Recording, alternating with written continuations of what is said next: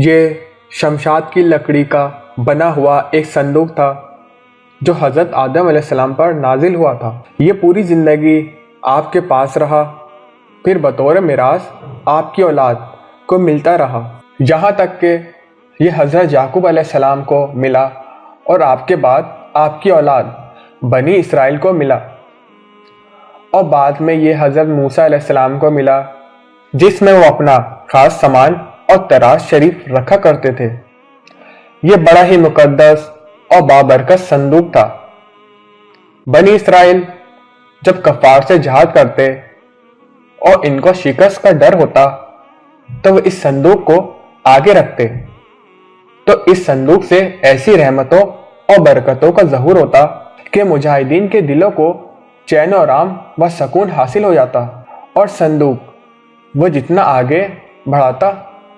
آسمان سے نصر من اللہ و فتح قریب کی بشارت عظمی نازل ہوتی۔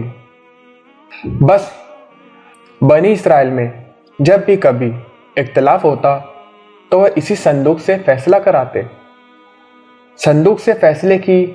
آواز خود ہی آ جاتی۔ الغرض یہ تابوت بنی اسرائیل کے لیے تابوت سکینہ ثابت ہوا، لیکن جب بنی اسرائیل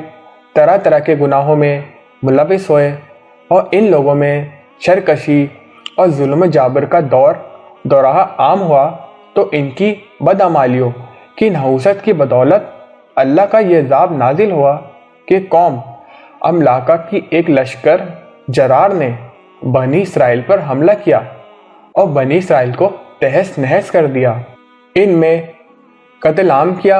اور ان کی بستیوں کو نہست نابود کیا، اور متبرک صندوق کو بھی اٹھا کر رستے میں نجاستوں کے کوڑے میں پھینک دیا۔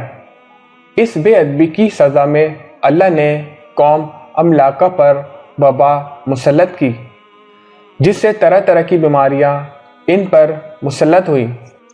اس وبا سے قوم املاکہ کے 5 شہر آن کی آن میں تباہ ہو کر ویران ہوئے، جس سے ان کو یہ بات ماننی پڑی کہ یہ جو بھی ہو رہا ہے یہ سب کچھ اللہ کا عذاب ہے جو صندوق سکینہ کی وجہ سے اللہ نے ان پر مسلط کیا ہے۔ ان کی آنکھیں کھولنے میں ذرا دیر بھی نہ لگی، سو انہوں نے صندوق سکینہ کی تلاش کر کے بیل گاڑی میں ڈال کر بیل گاڑی کو بنی اسرائیل کی طرف ہانک دیا۔ اللہ تعالیٰ نے 4 فرشتوں کو بھیجا جنہوں نے یہ مبارک صندوق اٹھا کر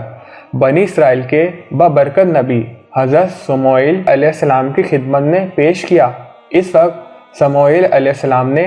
طالوت کو بنی اسرائیل پر بادشاہ مقرر فرمایا تھا۔ اس وقت بنی اسرائیل طالوت کی بادشاہی ماننے کو تیار نہ تھے، اور انہوں نے یہی شرط ٹھکرائی تھی